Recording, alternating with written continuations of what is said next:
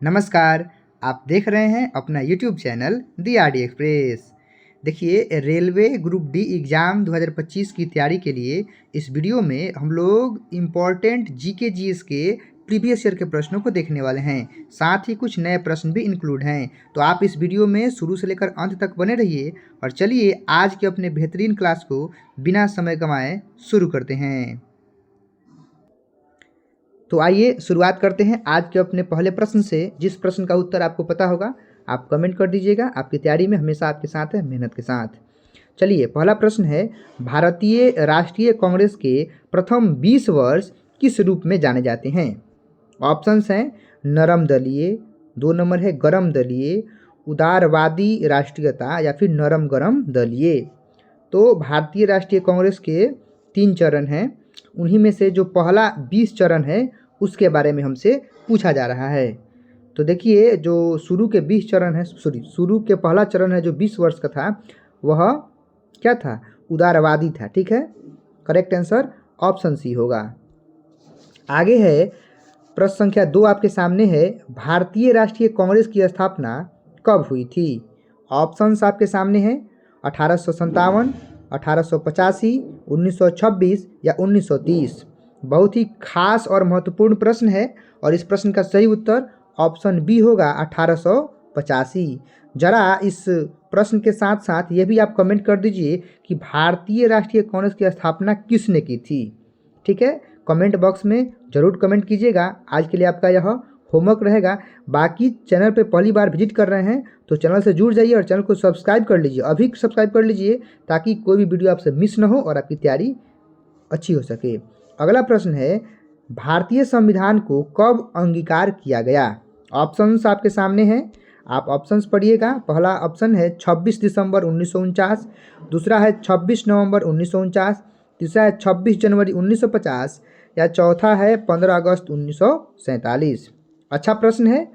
और प्रश्न संख्या 3 का सही उत्तर ऑप्शन बी होगा 26 नवंबर 1949 को। अगर भारतीय संविधान को लागू करने की बात कहेगा तब क्या कहेंगे? 26 जनवरी 1950 को, जिसे हम लोग गणतंत्र दिवस के रूप से भी जानते हैं और सेलिब्रेट करते हैं। उम्मीद है आप अच्छे रूप से समझ रहे होंगे। चलिए, बस आप पढ़ते रहिए और आगे बढ़ते रहिए। आपको ढेर सारी शुभकामनाएं आपके उज्जवल भविष्य की। प्रश्न संख्या 4 आपके सामने है, संविधान के जो ड्राफ्टिंग कमेटी था, प्रारूप समिति के अध्यक्ष कौन थे? ऑप्शंस आपके सामने हैं डॉक्टर राजेंद्र प्रसाद, सच्चिदानंद सिन्हा, भीमराव अंबेडकर या इनमें से कोई नहीं। प्रश्न संख्या 4 बात करते हैं प्रारूप समिति के अध्यक्ष की, तो करेक्ट आंसर बिल्कुल भीमराव अंबेडकर जी हो जाएंगे, डॉक्टर भीमराव अंबेडकर जी। आगे बढ़ते हैं। प्रश्न संख्या 5 है, अल हिलाल नामक पत्रिका के संपादक कौन थे? अल हिलाल नामक पत्रिका के संपादक कौन थे? ऑप्शंस आपके सामने हैं, महात्मा गांधी, ये नहीं होंगे, बाकी रविन्द्रनाथ टैगोर, जवाहरलाल नेहरू या फिर अब्दुल कलाम आज़ाद। तो बिल्कुल करेक्ट आंसर होगा अब्दुल कलाम आज़ाद। मैं लिख देता हूँ यहाँ पर, जो अल हिलाल पत्रिका है उसके लेखक हैं अब्दुल कलाम आज़ाद। ये प्रश्न इंपॉर्टेंट है, ज़रूर इसको स्क्रीनशॉट या फिर नोट डाउन कर लीजिएगा। चलिए आगे बढ़ते हैं। प्रश्न संख्या 6 के साथ करा कि जो ब्रिटिश ईस्ट इंडिया कंपनी है उसकी स्थापना कब हुई थी? ब्रिटिश ईस्ट इंडिया कंपनी की स्थापना कब हुई थी? ऑप्शंस आपके सामने हैं 1526 में, 1761 में, 1600 ईस्वी में या 1857 ईस्वी में। तो देखिए, प्रश्न संख्या 6 का करेक्ट आंसर ऑप्शन बी होगा। नहीं, अब यहाँ पे तो थोड़ा ऑप्शन मिस्टेक हो गया है, माफ़ी चाहूँगा। 1600 ईस्वी होगा करेक्ट आंसर, 1600 ईस्वी होगा। ऑप्शंस पे आप मत जाइएगा, इसको आप ऑप्शन बी मानिए। सी नीचे आएगा, बी ऊपर जाएगा, माफ़ी चाहूँगा। ब्रिटिश ईस्ट इंडिया कंपनी की स्थापना 1600 ईस्वी में हुई थी, करेक्ट आंसर ऑप्शन बी होगा। आगे बढ़ते हैं। प्रश्न संख्या 7 के साथ करा कि सल्तनत काल का कौन सा शासक अंतर्विरोधियों का विस्मयकारी मिश्रण कहलाता है? ऑप्शंस आपके सामने हैं, गियासुद्दीन बलबन, मोहम्मद बिन तुगलक, अलाउद्दीन खिलजी या फिरोज शाह तुगलक। तो प्रश्न संख्या 7 का सही उत्तर ऑप्शन बी हो जाएगा, Muhammad bin Tughlaq. Correct answer option B हो जाएगा। आगे है, राज्यसभा के सदस्यों का चुनाव कितने वर्ष पर होता है? राज्यसभा के सदस्यों के चुनाव की बात की जाए तो क्या होता है जी? बिल्कुल ऑप्शंस आपके सामने हैं, 2 वर्ष, 5 वर्ष, 4 वर्ष या 6 वर्ष। तो चलिए इसके आंसर के साथ चलते हैं। तो इस प्रश्न का सही उत्तर ऑप्शन डी होगा, 6 वर्ष के लिए। देखिए इस वीडियो के कमेंट में आप कमेंट कर दीजिए कि राज्यसभा के तो सदस्यों का कार्यकाल 6 वर्ष का होता है, 6 वर्ष चुने जाते हैं, लेकिन लोकसभा के सदस्यों का चुनाव कितने वर्ष पे होता है, इसका आप कमेंट कर दीजिए। चलिए आगे बढ़ते हैं प्रश्न संख्या 9 के साथ। कह रहा है कि कौन सा मुगल शासक चित्रकला का प्रेमी था? ऑप्शन आपके सामने है, हुमायूं, अकबर, शाहजहां या फिर जहांगीर। मैं यहाँ पर ही जहांगीर लिख देता हूँ ऑप्शन डी में। तो इस प्रश्न का सही उत्तर आप देने का प्रयास कीजिएगा।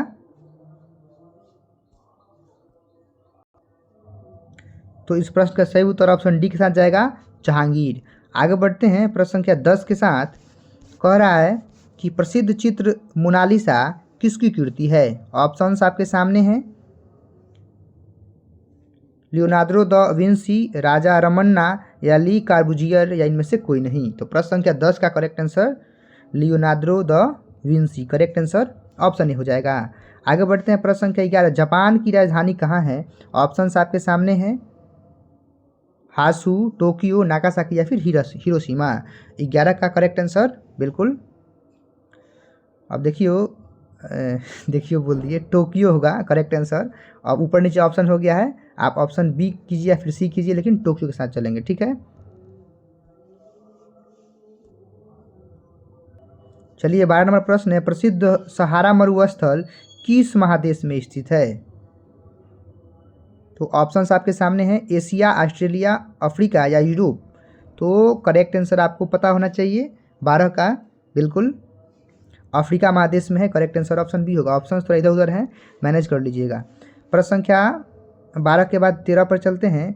मरुस्थल में पाए जाने वाली, यह 13 नंबर प्रश्न है, ठीक है। मरुस्थल में पाए जाने वाले पौधों की पत्तियां कैसी होती हैं?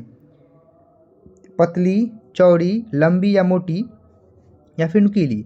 तो प्रश्न संख्या 13 का करेक्ट आंसर क्या होगा? लंबी और मोटी, करेक्ट आंसर ऑप्शन सी होगा। आगे चलते हैं प्रश्न संख्या 14 के साथ।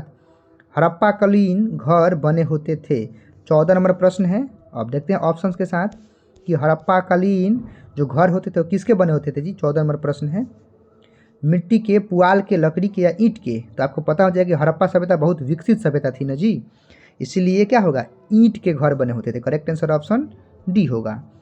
प्रश्न संख्या 15 के साथ चलते हैं। सिंधु घाटी सभ्यता के लोग किस देवता की पूजा करते थे? अपना प्रश्न संख्या 15 है, भगवान राम की, भगवान कृष्ण की, भगवान विष्णु की या भगवान शिव की? तो प्रश्न संख्या 15 का करेक्ट आंसर क्या होगा? भगवान शिव की, करेक्ट आंसर ऑप्शन डी के साथ चलेंगे।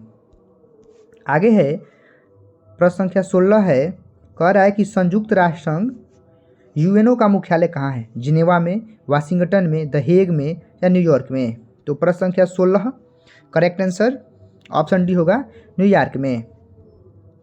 आगे चलते हैं प्रश्न संख्या 17 के साथ। बंगाल के पाल वंश का संस्थापक कौन था? प्रश्न संख्या 17 है, दामोदर, धर्मपाल, गोपाल या फिर देवपाल? तो देखिए प्रश्न संख्या 17 करेक्ट आंसर क्या होगा?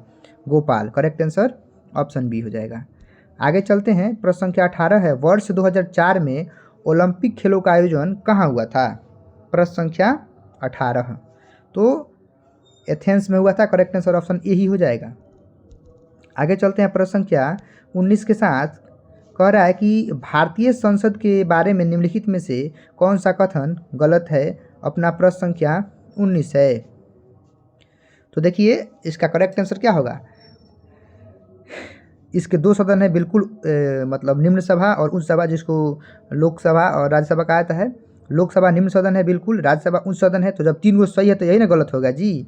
राज्यसभा को राष्ट्रपति भंग कर सकता है, गलत है ऑप्शन सी, मतलब इस प्रश्न के अनुसार सही आंसर हो जाएगा। इस प्रश्न के अनुसार थोड़ा मैनेज कीजिए, ऑप्शन सी इस प्रश्न के अनुसार सही आंसर हो जाएगा।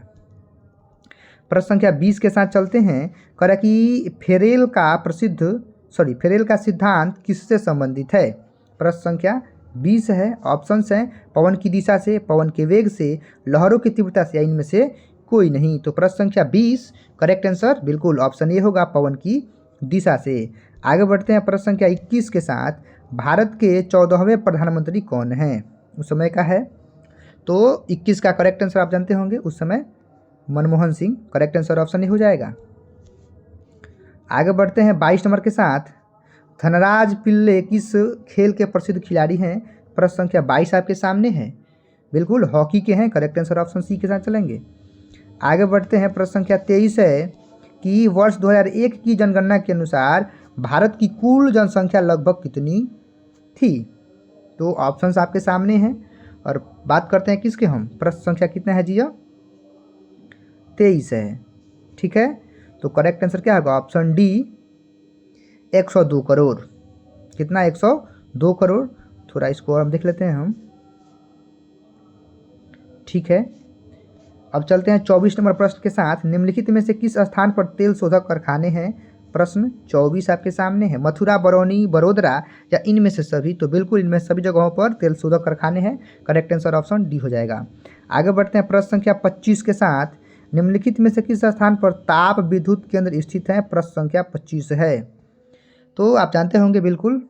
अब देखिए थोड़ा ऑप्शन इधर उधर गए हैं। नरौरा उत्तर प्रदेश में भी है, कलपक्कम केरल में भी है और कहलगांव बिहार में भी है। इसीलिए इसका सही उत्तर क्या हो जाएगा? इनमें से सभी जगह हो जाएगा, ठीक है। आप सभी जगह करेक्ट कर लीजिएगा, ऑल, ठीक है। माफ़ी चाहूँगा। प्रश्न संख्या 26 के साथ चलते हैं।